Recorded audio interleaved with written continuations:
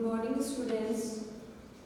Class 2 part number 10 Birbal की सूझ। इसके नए शब्द या हार्ड वर्ड मीनिंग: उपाय, तरकीब, युक्ति, शेष, बचा हुआ, सूझबूझ, समझदारी, उपयोग, प्रयोग में लाना, प्रसन्न, खुश, संगीतज्ञ, संगीत को जानने वाला, प्रशंसा, तारीफ, मिश्रण, मिला हुआ, वाकिफ, जानने समझने वाला, जानकार, आदेश, आज्ञा, खोज, पता लगाना या ढूंढना।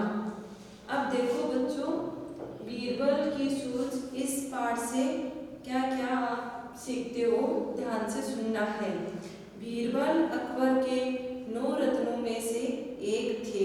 कवि तानसेन भी अकबर के 9 रत्नों में शामिल थे। वे एक संगीतज्ञ थे।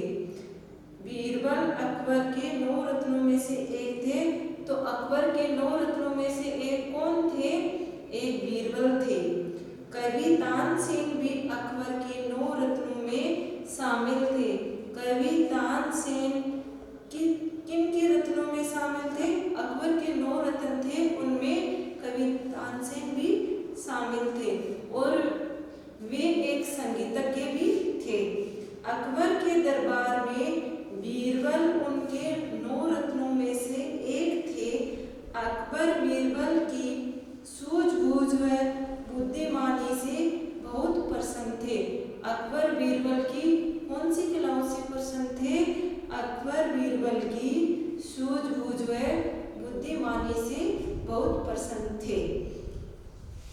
बीरबल अपनी सूझबूझ से हर समस्या का हल खोज ही लेते थे।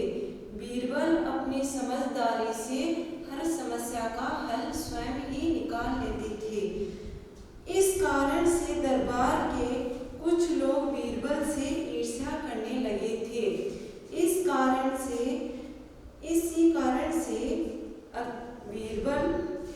इसी कारण से दरबार के कुछ लोग बीरबल से ईर्ष्या करने लगे थे।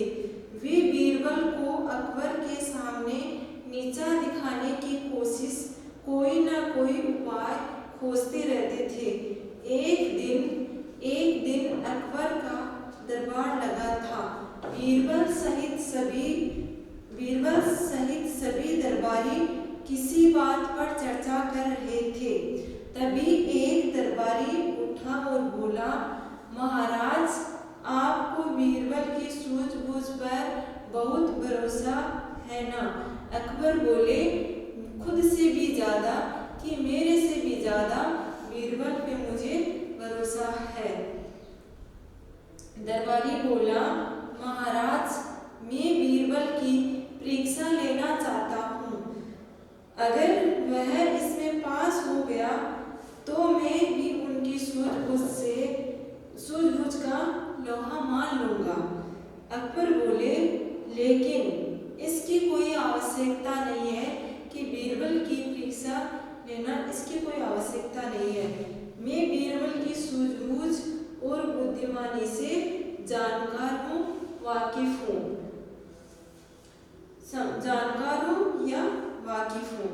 तभी बीरबल बोले, मैं परीक्षा के लिए तैयार हूँ। बताओ तुम क्या चाहते हो? कि दरबारी बीरबल ने किसको बोला? ये बीरबल ने दरबारी को बोला कि बताओ तुम क्या चाहते हो, किस चीज की परीक्षा लेना चाह रहे हो, आप ले सकते हो, मैं तैयार हूँ। दरबारी ने सिपाही को एक थाल लाने का आदेश दिया। दरबारी ने सिपाही को क्या लाने का आदेश दिया? एक थाल लाने का आदेश दिया। सिपाही थाल लेकर दरबार में आया। दरबारी ने सबको वह थाल दिखाया और बोला, तो सुनो, इस थाल में रेत और चीनी मिली हुई है। कि इस थाल में रेत और चीनी दोनों का मिश्रण है, यहाँ मिली हुई है। तुम्हें पानी व छलनी का उपयोग किए बिना रेत और चीनी को अलग अलग करना है। इसके लिए तुम्हारे पास सिर्फ 1 दिन का समय है। अकबर बोले, ये ठीक नहीं है, इतनी जल्दी ऐसा करना संभव नहीं है। दरबारी बोला, हुजूर, बीरबल के लिए शायद ये मुश्किल न हो, बीरबल के लिए शायद ये मुश्किल न हो। ये किसने कहा? ये दरबारी ने कहा। बीरबल भी बोले, बिल्कुल नहीं। बीरबल ने क्या बोला कि ये मेरे लिए बिल्कुल भी मुश्किल नहीं है, अभी मुझे यहाँ से चलना चाहिए। बीरबल ने कहा कि अभी मुझे यहाँ से जाना चाहिए। हम सभी कल पास वाले बाग में मिलेंगे। ये किसने कहा? ये बीरबल ने कहा कि कल सुबह हम सभी पास वाले बाग में मिलेंगे। यह कहकर दरबार से चले गए। यह कहकर बीरबल दरबार से चले गए। अगली सुबह कुछ दरबारी अकबर पास के बाग में जा पहुंचे। पास के बाग में कौन कौन जा पहुंचे?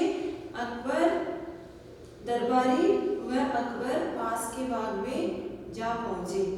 बीरबल वहां पहले से ही मौजूद थे। पास वाले बाग में पहले से कौन मौजूद थे? बीरबल। बीरबल ने रेत व चीनी का मिश्रण जमीन पर फैला रखा था। बीरबल ने किसका मिश्रण जमीन पे फैला रखा था? बीरबल ने रेत व चीनी का मिश्रण जमीन पर फैला रखा था, जिसमें चींटियां चीनी के दाने ले जा रही थी। बीरबल बोले, देखिए महाराज, रेत व चीनी अलग अलग हो गए हैं। मैंने इसे पानी में मिलाया, मैंने न इसे पानी में मिलाया और न इसे छलनी का प्रयोग किया है। चीनी के दाने चींटियां ले जा रही है और रेत शेष बच गई है। बीरबल की सूझबूझ देखकर महाराज बहुत प्रसन्न हुए। दूसरी ओर वह दरबारी सिर झुकाकर खड़ा था। दरबारी बोला, मुझे माफ कीजिए या मुझे माफ कर दो बीरबल, अपनी सूझबूझ से तुमने यह मुश्किल परीक्षा भी पास कर ली है। ये किसने कहा है? ये दरबारी ने कहा है। अकबर दरबारी से बोले, हमें हमेशा दूसरों के अच्छे कार्यों व सूझबूझ की प्रशंसा करनी चाहिए, न कि उससे ईर्ष्या करनी चाहिए। अकबर दरबारी से बोले कि हमें हमेशा दूसरों के अच्छे कार्यों व सूझबूझ की प्रशंसा करनी चाहिए, न कि उनसे ईर्ष्या करनी चाहिए। कि अच्छा काम करने वाले लोगों से हमें कभी ईर्ष्या नहीं करनी चाहिए, हमें उनके कार्यों और उनकी सूझबूझ की हमें प्रशंसा करनी चाहिए। कुछ दरबारी बीरबल से ईर्ष्या क्यों करते थे? बीरबल अपनी सूझबूझ से हर समस्या का हल स्वयं ही निकाल लेते थे, इसीलिए कुछ दरबारी बीरबल से ईर्ष्या करते थे। दरबारी ने बीरबल के सामने क्या परीक्षा रखी? दरबारी ने बीरबल के सामने यह परीक्षा रखी, एक थाल में रेत व चीनी का मिश्रण मिला करके रख दिया और कहा कि इसको ना तो छलनी का प्रयोग करना है और ना ही इसमें पानी का प्रयोग करना है और रेत और चीनी को अलग करना है। बीरबल ने अगले दिन सभी को कहाँ बुलाया? बीरबल ने अगले दिन सभी को पास वाले बाग में बुलाया। रेत व चीनी अलग कैसे हो गए? बीरबल ने पास वाले बाग में जाकर रेत व चीनी के मिश्रण को जमीन पे फैला दिया। उसमें से चींटियां चीनी को ले गई और रेत शेष बच गई। इसी तरीके से बीरबल की सूझबूझ समझदारी से यह रेत और चीनी अलग हो गई। इस कहानी से हमें क्या शिक्षा मिलती है? इस कहानी से हमें ये शिक्षा मिलती है, हमें हमेशा दूसरों के अच्छे कार्यों व सूझबूझ की प्रशंसा करनी चाहिए, न कि उनसे ईर्ष्या करनी चाहिए और बहुत ही अच्छी तरीके से रहना चाहिए। दूसरों के कार्यों की प्रशंसा करना बहुत अच्छी बात है। अच्छे कार्यों की हमेशा हम सबको मिलकर के प्रशंसा करनी चाहिए। बच्चों, आपको इनमें से वर्ड मीनिंग, प्रश्नोत्तर और पाठ को रीड करना है, पढ़ना है और प्रश्नोत्तर और वर्ड मीनिंग नोटबुक में करना है और घर पे अच्छे से पढ़ाई करनी है। अब देखो बच्चों, आप ग्रामर में देखते हैं विराम चिन्ह किसे कहते हैं। विराम चिन्ह किसे कहते हैं? भाषा को सरल बनाने के लिए हमें उचित ठहराव व रुकने की जरूरत होती है। हिंदी भाषा में इसके लिए कई चिन्हों का प्रयोग किया जाता है। इन चिन्हों को ही विराम चिन्ह कहा जाता है। फिर से देखो बच्चों, विराम चिन्ह किसे कहते हैं? भाषा को सरल बनाने के लिए हमें उचित ठहराव या रुकने की जरूरत होती है।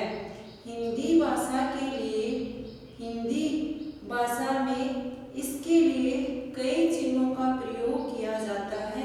इन चिन्हों को विराम चिन्ह कहा जाता है। देखो, पूर्ण विराम। प्रत्येक वाक्य के पूर्ण विराम किसे कहते हैं? बच्चों, पूर्ण विराम किसे कहते हैं? प्रत्येक वाक्य के समाप्त होने पर प्रयोग किया जाने वाला चिन्ह पूर्ण विराम कहलाता है। बच्चों, पूर्ण विराम किसे कहते हैं? प्रत्येक वाक्य के समाप्त होने पर प्रयोग किया जाने वाला चिन्ह पूर्ण विराम कहलाता है। जैसे बीरबल अकबर के 9 रत्नों में से एक थे, तो आगे कौन सा चिन्ह आया है? पूर्ण विराम। ये कौन सा चिन्ह है? पूर्ण विराम। अब अमन खेल रहा है, तो वाक्य समाप्त हो गया। कौन सा चिन्ह है? पूर्ण विराम। ये कौन सा चिन्ह है? पूर्ण विराम। फिर बच्चों, अलफ विराम किसे कहते हैं? अलफ विराम किसे कहते हैं? दो या दो से अधिक शब्दों या वाक्यों को अलग करते समय थोड़ा रुकने के लिए प्रयोग किया जाने वाला चिन्ह अलफ विराम कहलाता है। बच्चों, अलफ विराम किसे कहते हैं? ध्यान से सुनना है आपको। दो या दो से अधिक शब्दों या वाक्यों को अलग करते समय थोड़ा रुकने के लिए प्रयोग किया जाने वाला चिन्ह अलफ विराम कहलाता है। फिर से देखो, दो या दो से अधिक शब्दों या वाक्यों को अलग करते समय थोड़ा रुकने के लिए प्रयोग किया जाने वाला चिन्ह अलफ विराम कहलाता है। देखो, जैसे बीरबल अकबर और दरबारी बाग में पहुंचे, तो यहाँ पे थोड़ा रुकना पड़ता है। बीरबल, फिर अकबर और दरबारी बाग में पहुंचे। फिर देखो नेक्स्ट, कमल, मोहित और प्रिया जा रहे हैं, तो ये कौन सा चिन्ह है? अलफ विराम। ये अलफ विराम। फिर नेक्स्ट देखो बच्चों, प्रश्न सूचक चिन्ह किसे कहते हैं? प्रश्न सूचक चिन्ह किसे कहते हैं? इसमें देखो, प्रश्न पूछे जाने पर वाक्य के अंत में लगाया जाने वाला चिन्ह प्रश्न सूचक चिन्ह कहलाता है। बच्चों, प्रश्न सूचक चिन्ह किसे कहते हैं? प्रश्न पूछे जाने पर वाक्य के अंत में लगाया जाने वाला चिन्ह प्रश्न सूचक चिन्ह कहलाता है। इससे देखो, प्रश्न सूचक चिन्ह किसे कहते हैं बच्चों? प्रश्न पूछे जाने पर वाक्य के अंत में लगाया जाने वाला चिन्ह प्रश्न सूचक चिन्ह कहलाता है। जैसे रेत व चीनी अलग कैसे हो गए, तो इसमें कौन सा चिन्ह प्रयोग में किया गया है? क्या पूछा गया है? इसमें प्रश्न पूछा गया है कि रेत व चीनी अलग कैसे हो गए, तो ये कौन सा चिन्ह है? प्रश्न सूचक चिन्ह। फिर आगे देखो, आप में से कौन बाग में मेरे साथ चलेगा,